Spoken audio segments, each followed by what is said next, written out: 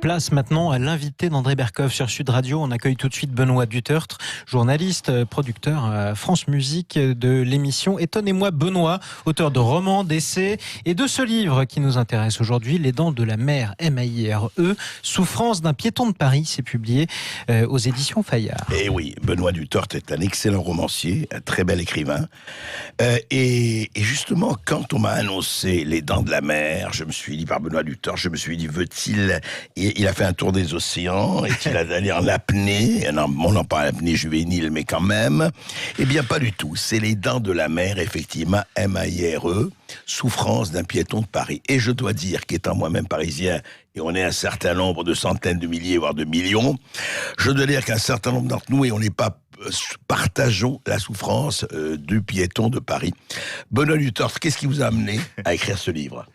Ce qui m'a amené à écrire ce livre, c'est que je suis le prototype du bobo en théorie, parce que je vis dans le centre de Paris, je travaille dans le milieu culturel, je n'ai pas de voiture, je ne conduis pas, donc je devrais être objectivement, d'après le discours de la mairie de Paris, quelqu'un qui bénéficie pleinement de cette politique et qui en est vraiment, comme si la mairie travaillait pour moi. Or, il se trouve que depuis quelques années, depuis 6 ans et même un petit peu plus longtemps, ma vie parisienne est une vie avec beaucoup de souffrances ordinaires, des petites choses, mais une vie quotidienne qui se dégrade. Et donc, j'ai voulu montrer dans ce livre que ceux pour lesquels la ville prétend se battre, en fait, peuvent aussi être les victimes de cette politique démente, notamment dans la matière de circulation. Tout à fait. Et vous le racontez très bien. Je dois dire que l'introduction de votre livre en disant écarte-toi, connard, t'es sur piste cyclable, et puis la trottinette qui faille vous écraser sur le trottoir et à tout, c'est vrai. Non, mais ça, c'est ce que la mairie appelle les circulations douces. Oui, douces. La douceur, c'est l'insulte. Écoutez, en arrivant ici au studio de Sud Radio, Benoît, j'ai eu l'illustration de votre livre. Je veux dire, il faut vraiment, c'est un chemin du combattant, être piéton. C'est-à-dire d'arriver à un truc, il faut éviter cela. Je parle pas des cars de touristes et des voitures, vous en parlez dans votre livre, mais en fait, et sous prétexte donc de soi-disant de dépolluer, on pollue absolument tout le monde. Voilà, et on pollue d'autres façons qui ne sont pas seulement la question de l'air, encore que, parce que j'habite moi au centre de Paris, il faut bien dire la réalité, en tout cas là d'où je suis, mais c'est un livre très subjectif où je raconte mon expérience de Parisien. Absolument. Et donc là, au centre de Paris, tout ce qu'on a retiré de circulation sur les berges, c'est répandu en haut et s'en sort comme ils peuvent, tous ces malheureux automobilistes. Donc, le boulevard Saint-Germain est plus embouteillé qu'il n'a jamais été. Les quais de l'hôtel de ville sont plus embouteillés qu'ils n'ont jamais été. Ouais. Donc, en réalité, dans le centre de Paris, il y a une dégradation. Alors, la ville va toujours vous dire, ah oui, il y a moins de pollution en bas sur les berges. Heureusement, il n'y a plus de voitures, mais en haut, il y en a largement autant. Et puis, il y a une concentration de la pollution par le ralentissement de la circulation. Et il y a aussi ces autres formes de pollution qui sont notamment le bruit, parce que, par exemple, tous les véhicules de secours qui autrefois s'écoulaient relativement facilement, notamment par les voies sur berge, ils sont eux-mêmes coincés avec les autres. Alors ce sont des sirènes, des bruits, une tension permanente, une tension qui a envahi ce beau cœur de Paris. Et non seulement ça, mais vous dites, et cette tension réagit sur la population. On voit bien, les gens sont là, ils font attention, ils sont stressés, les gens. Je parle même des piétons que soi-disant Anne Hidalgo veut défendre. Mais le piéton, c'est la victime numéro 1, parce qu'en fait, elle, ce qui l'intéresse, c'est la roulette. Oui, c'est absolument. Que ce soit la roue de bicyclette ou la roulette de la trottinette. Je me demande si c'est pas la roulette russe. La créature à roulette est devenue l'incarnation du développement durable, voilà. Donc à tous les droits d'une certaine façon. Le piéton, lui, c'est une espèce de vieille chose, qui avait réussi, à mon avis, à cohabiter avec l'automobiliste. Il y avait une espèce de partage du terrain qui fonctionnait à peu près. Nous, on a le trottoir, vous avez la chaussée. Même si on s'aimait pas beaucoup, ça marchait. Mais maintenant qu'on nous a pris la moitié du trottoir, quand c'est pas davantage pour faire circuler les deux roues, c'est pas simple. Et en plus, et vous le dites aussi, c'est qu'ils brûlent les feux rouges. Enfin, il n'y a pas de problème, il n'y a rien, il n'y a pas de... Le développement durable à roulette n'a aucune loi puisqu'il va sauver la planète, donc il a le droit de rouler à contresens sur les passages protégés, contre les feux rouges et sur les trottoirs. Et non seulement il le fait de façon disons illégale, mais par ailleurs la mairie l'encourage encore plus. Par exemple, pas loin d'ici, là, sur le quai de New York, vous pouvez voir que là, le trottoir a été divisé en deux. Donc la moitié du trottoir, mais là sans faire vraiment une piste, la moitié du trottoir est devenue une piste, et le piéton, il lui reste une espèce de toute petite bande de terrain. Ah oui, vous voulez dire la moitié du trottoir a vraiment été divisée en deux. Voilà, c'est ça. Oui. Et le piéton doit se serrer entre le bord du quai et puis la file pour les deux roues. Il lui reste comme ça une espèce de petit passage où il peut encore essayer de survivre. Et pourtant, pour moi, Paris, c'est la ville du piéton, c'est la ville de la promenade, c'est aussi la ville d'ailleurs des transports en commun, parce qu'il y a ce jeu entre le métro, le bus, pourquoi pas la voiture, pourquoi pas un peu le vélo, et le trottoir, et le plaisir de déambuler dans Paris, qui là, on a beaucoup perdu, à mon avis. C'est pour ça que j'ai fait ce livre. Et non, c'est fou. On reste avec vous, et on reste avec vous, parce que nous serons les derniers résistants piétons de Paris avec Benoît Dutertre, avec Les Dents de la Mer, après ceci. Sud Radio, c'est vous qui en parlez le mieux. Une indépendance sur cette radio qui fait plaisir à entendre, où il y a des vrais avis qui sont émis. Sud Radio, parlons vrai. Les ventes Flash Renault, c'est maintenant. Au sujet des ventes Flash Renault, je n'ai qu'une chose à dire, tenez-vous prêts. Les ventes Flash, voilà, c'est Flash parce que ça ne dure pas, et c'est Flash parce que ce sont des affaires immanquables. Alors venez chez Renault et bénéficiez d'offres exceptionnelles sur une sélection de véhicules disponibles immédiatement. C'est parti. Offre valable du 3 au 18 février dans la limite des stocks disponibles. Offre non cumulable réservée aux particuliers. Voir conditions sur Renault.fr. Avec les doubles soldes Poltron et Sofa, vous allez tout voir en double. Votre envie d'un nouveau canapé, en double. Votre désir de confort, en double. Et les économies, en double aussi. Mais il va falloir doublement se dépêcher. Profitez de 50% de remise, plus jusqu'à 40% supplémentaires sur tous nos canapés faits main en Italie. Le dernier jour des doubles soldes Poltron et Sofa, c'est demain. Il ne vous reste 15 jours pour en profiter. Poltrona Sofa, authentica qualità. Et voilà. Authentica qualità, qualité authentique. Sud Radio. Dans la Haute-Garonne, À Revel. Sur 104.7. Cofidis présente Préjugé numéro 11. Les offres alléchantes cachent souvent un loup. Ah ben non, en fait, il n'y en a pas. Jusqu'au 17 février 2020, Cofidis propose le prêt personnel à taux exceptionnel. Et c'est tout. Mais attention, c'est pendant 2 semaines seulement. Rendez-vous sur cofidis.fr. Cofidis. Changez votre regard sur le crédit. Sud Radio, Berkoff dans tous ses états, revient dans un instant. À tout de suite. La façon la plus simple de vendre sa voiture, c'est vendezvotrevoiture.fr.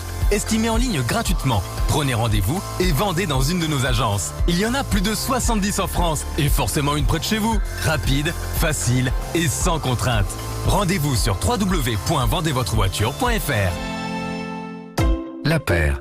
Ah, la petite vis en trop. Vous savez, celle qui vous reste quand vous avez enfin fini de monter votre cuisine et qui tout à coup vous fait terriblement douter. Eh bien, vous pouvez l'oublier. Parce que jusqu'au 24 février, chez La Paire, la pose de votre cuisine est à 1 € seulement. Et même à ce prix-là, il n'y aura pas de vis cachée. La paire, le savoir bien faire. Cuisine, salle de bain, menuiserie. Conditions sur lapaire.fr. Sud Radio, Berkoff dans tous ses états. Le face-à-face. Et on continue avec Benoît Dutertre, écrivain, journaliste. Vous pouvez écouter à France Musique, Étonnez-moi Benoît. Et Les Dents de la Mer, c'est vrai, c'est un livre que je vous recommande vraiment sur les souffrances des piétons de Paris. Je vous assure qu'elles valent celles de Jean-Luc Mélenchon. Je ne sais pas s'il prend la voiture ou pas, Jean-Luc Mélenchon, quand il est ici. Mais nous, et il se passe quelque chose, on a parlé justement des souffrances, enfin, de la relégation du piéton, il faut le dire, Benoît Dutertre, mais parlons aussi de la sceptisation de Paris, de la mondialisation, entre guillemets, et de la désantification, en partie, heureusement, il y a encore beaucoup de choses de Paris. Oui, d'ailleurs... dans ce sens-là, c'est un sujet qui dépasse même Paris. Ce sont toutes les grandes villes qui, d'une certaine façon, sont peu à peu rachetées par les marques mondiales, les enseignes.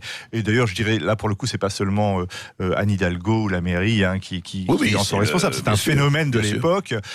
On a un peu l'impression, maintenant, quand on se balade dans certaines rues des centres-villes, et notamment de Paris, d'être un peu dans une galerie marchande, avec cette succession de logos, d'enseignes, toujours les mêmes, de marques de vêtements, de nourriture rapide, etc. Ou comme dans les gares, maintenant c'est aussi pareil, on est au milieu de tout ce monde des marques qui a envahi la ville. Et là encore, quand on aime Paris, quand on aime la poésie de Paris, quand on aime la richesse du petit commerce parisien, qui avait été, il faut le dire, relativement bien défendu du temps où la droite était au pouvoir, même s'il y a eu aussi beaucoup de destruction de Paris d'une autre façon.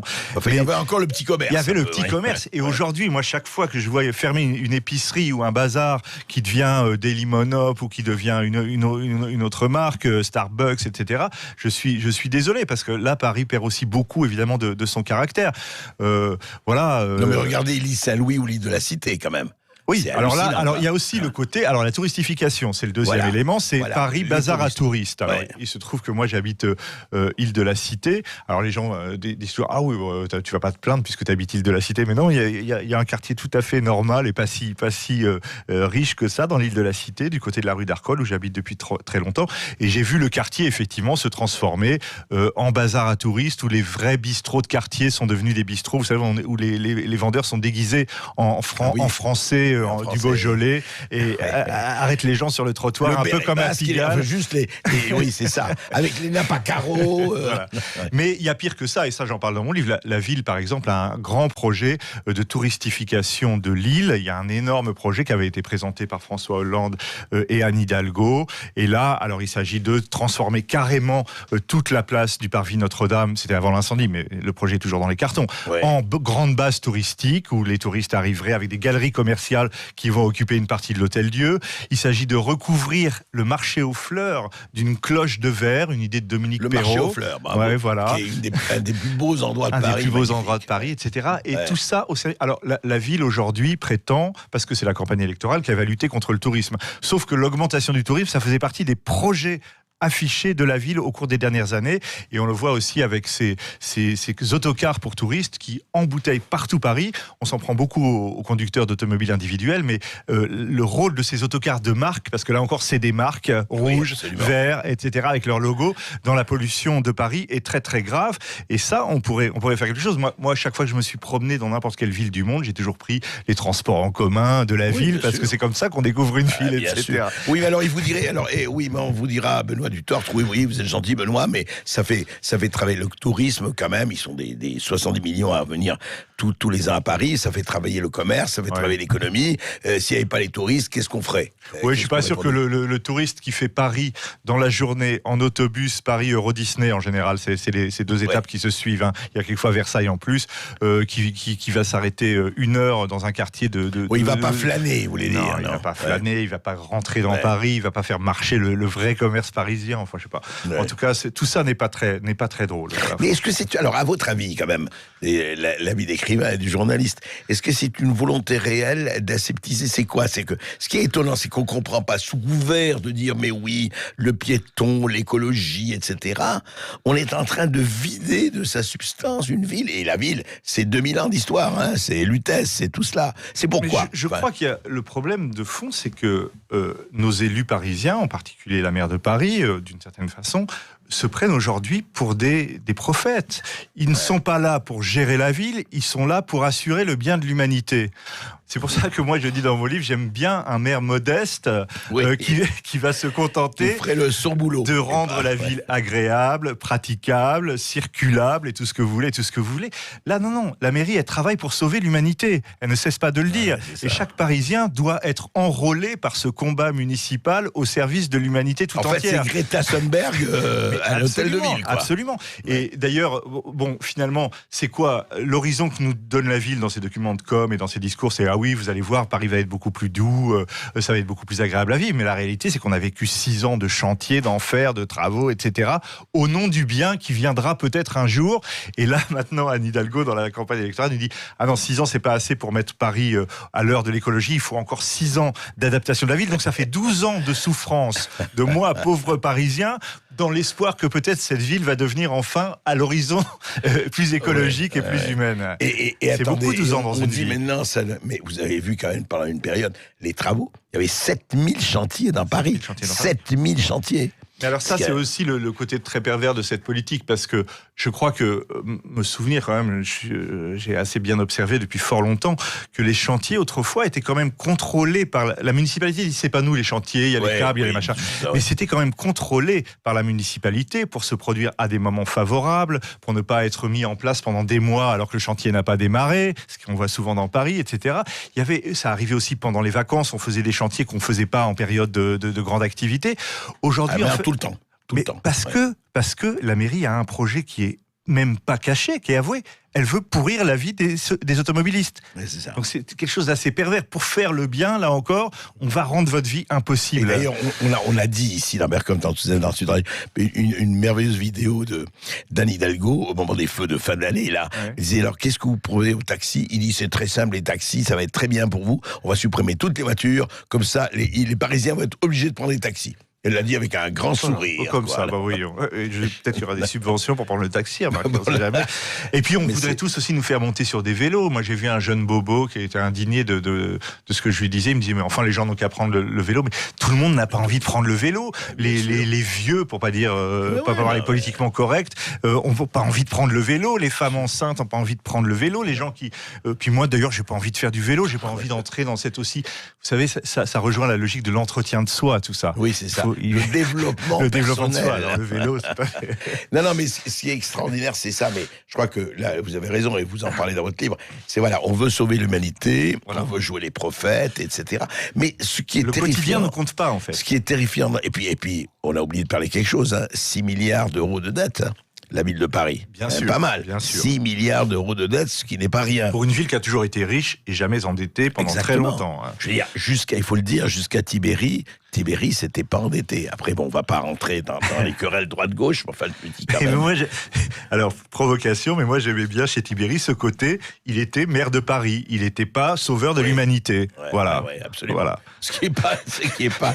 Et dites-moi, et qu'est-ce que, alors, vous, écrivain, que pensez-vous est-ce qu'il y a encore, justement, c'est peut-être pas lié, mais quand même, on a l'impression que, sans dire, c'était mieux avant, mais que même la vie intellectuelle, la vie littéraire, qui sont dans les cafés, il y en a encore, mais on a l'impression que c'est plus du tout la même chose. Benoît, je sais pas ce que c'est-à-dire que, en fait, pour ce qui est de ce qu'elle appelle la culture, la ville s'est donné aussi une nouvelle mission, qui est d'organiser des grandes fêtes.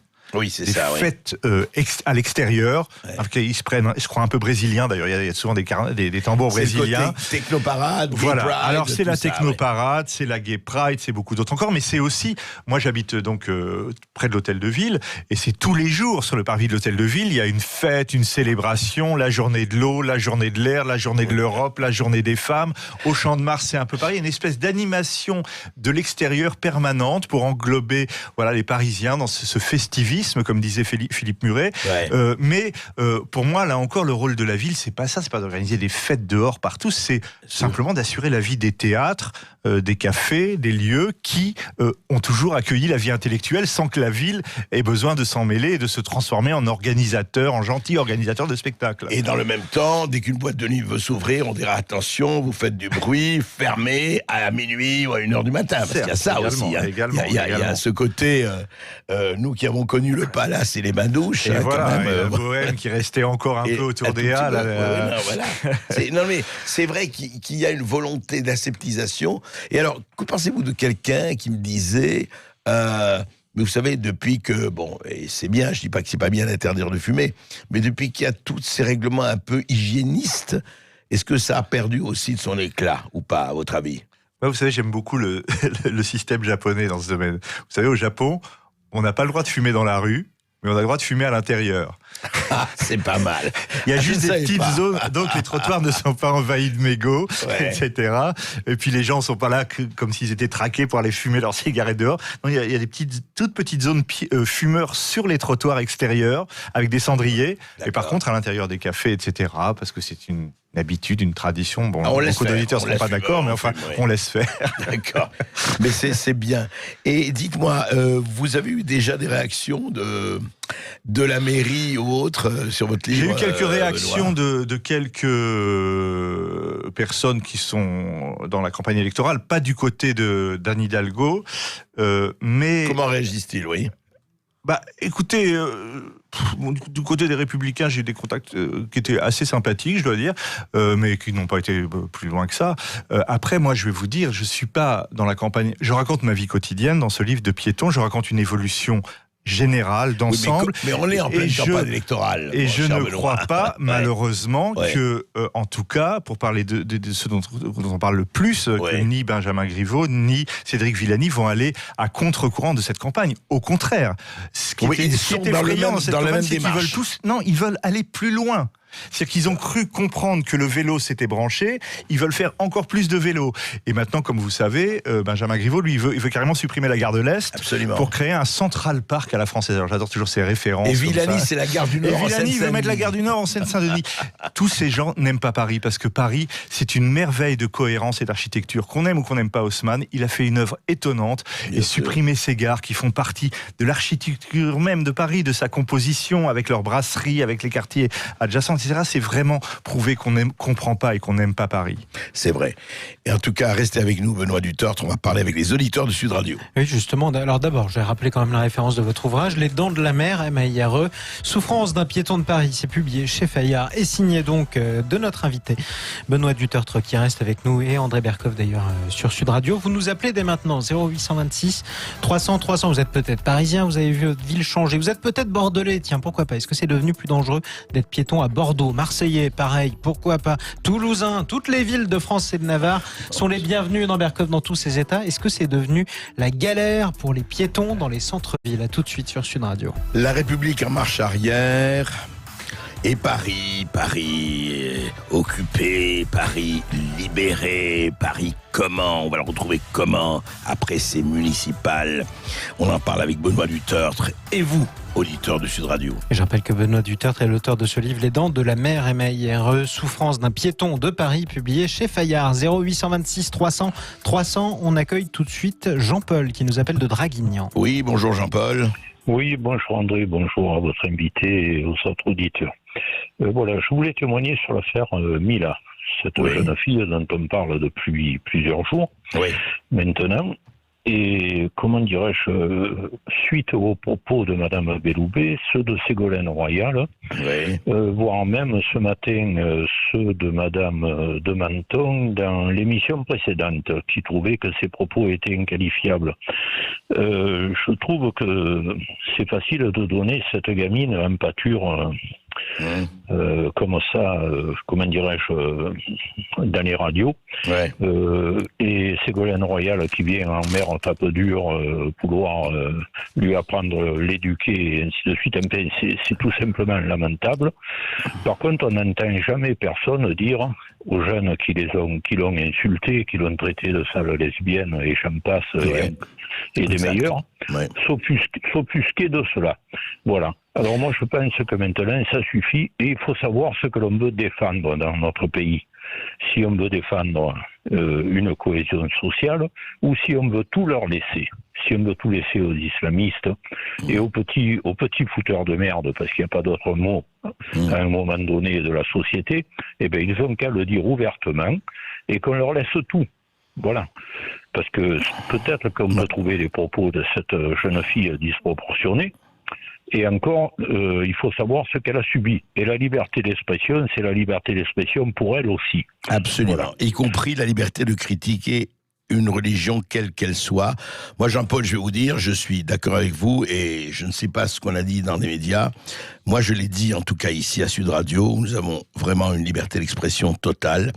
Et je l'ai dit, effectivement, je ne comprends pas qu'on renvoie dos à dos cette jeune Mila, quel que soit ce qu'elle ait dit, et les gens qui veulent la tuer, l'estropier, la décapiter ou la violer. 0826 300 300 d'abord. Merci à vous Jean-Paul de nous avoir appelé depuis Draguignan. On part en direction d'Alès où on retrouve Serge sur Sud Radio. Oui, bonjour Serge. Oui, bonjour messieurs, et bonjour à vos auditeurs. Deux petites questions. Bon, Édouard Philippe veut se présenter, va faire la campagne au Havre. Oui. Et les déplacements qu'il fera de Paris jusqu'au Havre, est-ce que ce sera à ses frais ou est-ce que ce sera avec sa voiture, le Premier ministre? Bonne question. Et avec, je dis Serge simplement, et avec un cortège de pratiquement une centaine de CRS et de camions de police, il faut le savoir, pour son premier meeting. Oui. Voilà, exactement. Et une autre question concernant l'Angleterre. Donc l'Angleterre est sortie de l'Europe. Oui. La reine touchait des subventions pour ces terres qui étaient des sommes énormes. Oui. Est-ce qu'elle continuera à toucher ces subventions ou est-ce que cela va s'arrêter? Alors, juste pour la seconde question, évidemment pas. C'est-à-dire que d'un côté, l'Angleterre donnait 14 milliards à l'Union européenne. Évidemment, elle ne les donnera plus. Mais évidemment, réciproquement, et la reine et l'Angleterre ne touchera plus aucune subvention de l'Union européenne puisqu'elle la quitte. Donc, de ce point de vue, c'est très clair. Maintenant, ce qui est moins clair, c'est en ce qui concerne Édouard Philippe.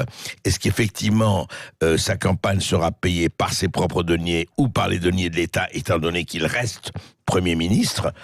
C'est une très bonne question et je vous remercie de l'avoir posée.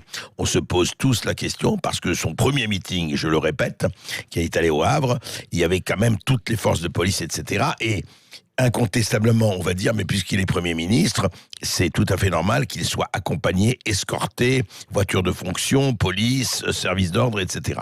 Mais ça pose un problème et nous allons poser la question à Matignon. Bon, merci Serge et bonne journée du côté d'Alès. On retrouve Jean-Louis qui nous appelle au 0826 300 300 depuis Tarbes. Oui, bonjour Jean-Louis. Oui, bonjour Monsieur Berkoff. Oui, je voulais réagir par rapport à votre intervention sur Jean-Luc Mélenchon. Ouais. Et voilà, par rapport à Jean-Luc Mélenchon, voilà. Donc vous dites que vous laissez sous-entendre que Jean-Luc Mélenchon ne se tue pas au travail. Moi, je pense que le travail de député, c'est un travail qui est très prenant. C'est vrai. Et si on le fait bien. Ouais. Et voilà. Et je voulais rajouter que les députés de la France insoumise font leur travail particulièrement bien. Voilà. Non, mais écoutez, je n'ai pas du tout nié, et vous avez raison de le rappeler, que les députés de la France insoumise, comme d'autres, d'ailleurs, certains font très bien leur boulot.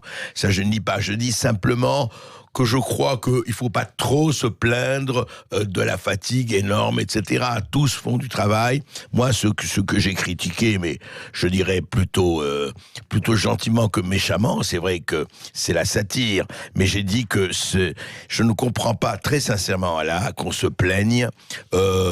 Si vous voulez, il y a d'autres métiers en France qui sont, c'est une question de hiérarchie, beaucoup plus préoccupant et beaucoup plus à plaindre que le métier de député. Mais je n'ai jamais dit, et vous avez raison de le souligner, que le métier de député est un métier de feignant pour ceux qui font leur travail. Et je n'ai pas mis en cause le travail de la France insoumise. Bon, merci Jean-Louis. On retrouve Franck. On part à Toulouse au 0826 300 300. Oui, bonjour Franck. Oui, bonjour tout le monde. Eh ben, moi, c'était rebondir sur le mea culpa.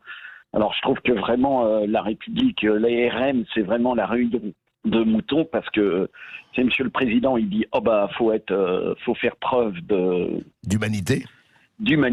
Et 3 ministres derrière, en randonnion, toc, toc, toc, ça suit derrière, tout le monde fait le mea culpa. Mais je dirais, moi, je préfère une certaine vérité, un mea culpa, que plutôt qu'ils s'enferment dans le mensonge qu'on a vu entre Benalla, Monsieur Rugy qui mange pas de trucs, de homard. Et voilà, et ils ont tous, voilà, donc et après ils s'étonnent que par rapport à l'épidémie de coronavirus, que personne ne les croit, mais ils ont fait que nous mentir. Et après ils s'étonnent que les gens ils y croient plus. Mais ça date d'un bout de temps. Moi je m'en rappelle l'histoire de Tchernobyl, le nuage s'est arrêté aux Alpes. Comment voulez-vous qu'après que votre peuple il vous croit, et puis lui il est rentré plein fer là-dedans, Macron avec son histoire premier Benalla. Mais plus personne croit en ce gouvernement. Ils pourront dire tout ce qu'ils voudront prouver. Maintenant, ils sont grillés tout seuls. Non, mais c'est un vrai problème, et vous avez raison de le poser. Et l'histoire de la recevabilité, et est-ce que ce gouvernement est encore audible? Question, d'ailleurs, on la pose aux éditeurs de Sud Radio, et on continuera évidemment à parler de ça. Merci Franck. Benoît Dutertre, en fait, ça nous ramène effectivement... il y a les problèmes de la France et les problèmes de Paris qui occupent votre livre, et encore une fois que je recommande parce que vous l'avez traité avec beaucoup d'humour et beaucoup de style, mais enfin ça, ce n'est pas étonnant. Mais en revanche, est-ce que franchement, une question que je vais vous poser, vous, Parisiens, vous ne trouvez pas pas normal que les Parisiens ne votent pas pour le maire de Paris, puisqu'ils votent pour leur maire d'arrondissement. Et comme vous le savez, c'est un peu comme aux États-Unis pour les grands électeurs. Il y a un 3e tour à Paris, comme à Lyon, comme à Marseille d'ailleurs. Il n'y a pas qu'à Paris. Lyon et Marseille, c'est la même chose, où effectivement on vote pour son maire d'arrondissement, et c'est les maires et les conseillers municipaux qui votent pour le maire de Paris. Qu'est-ce que vous en pensez, vous ?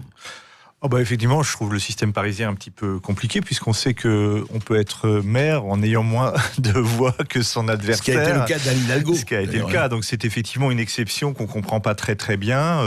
Mais bon, les édiles parisiens ont toujours joué avec ça, y compris d'ailleurs Madame Hidalgo, qui tout d'un coup a décidé que 4 arrondissements historiques, ont chacun leur mairie, leur histoire. Moi, je suis attaché à l'histoire de Paris, je suis désolé. Tout d'un coup, voilà, on décide ça formera plus qu'un seul arrondissement, mais je crois que ce sera plutôt favorable au camp de l'hôtel de ville, voilà.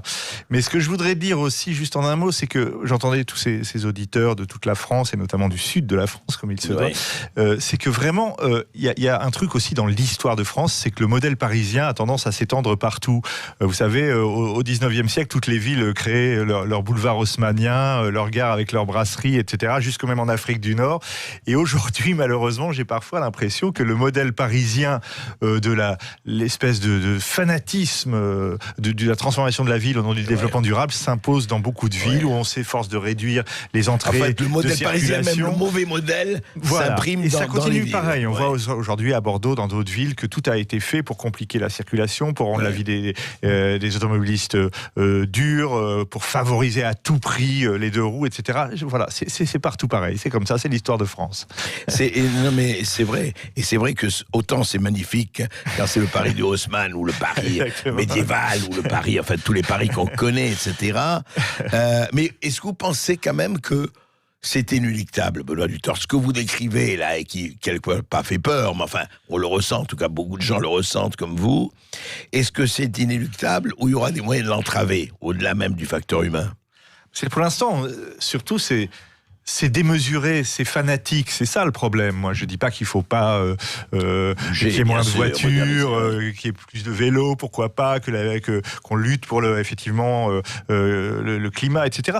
Mais là, tout d'un coup, pendant un siècle, on a encouragé les gens à vivre et on a fait en sorte qu'ils puissent pas faire autrement que de vivre et de se déplacer avec leur voiture, etc. Et puis la ville d'Haussmann était très adaptée en plus à la circulation moderne, ça marchait bien.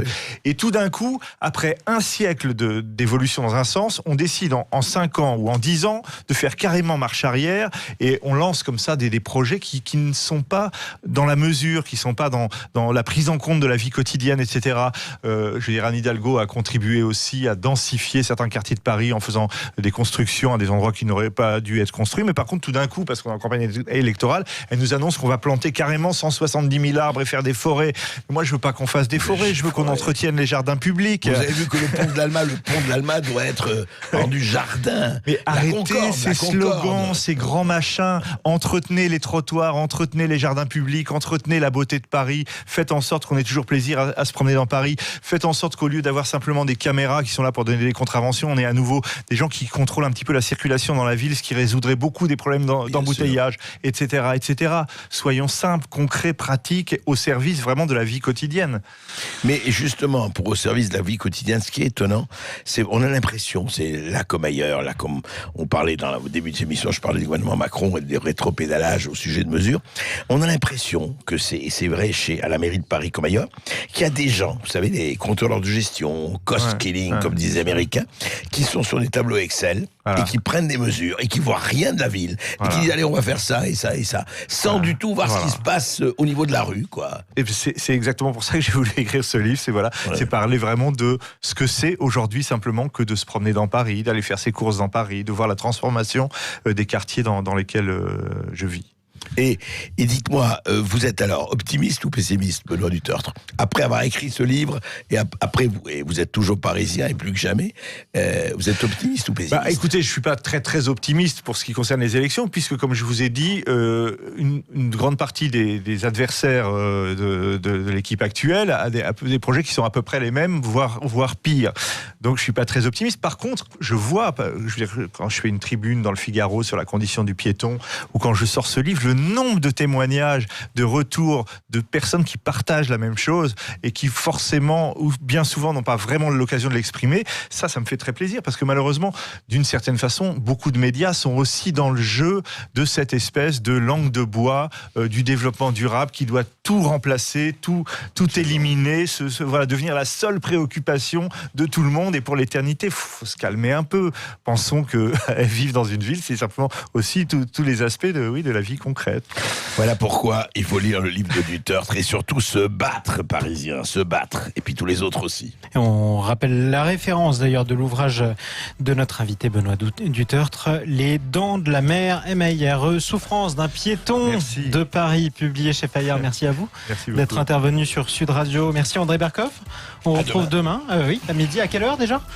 Midi, on est bon. 13h15. Midi 13h15, Berkoff dans tous ses états, comme chaque jour sur Sud Radio, en direct évidemment. Quant à nous poursuivons notre journée à l'écoute de Sud Radio, puisque dans quelques instants, nous retrouverons Jacques Pessis pour les clés d'une vie. Jacques Pessis qui aujourd'hui reçoit son invité, Marie-Claire Buzy. Belle journée à vous sur Sud Radio.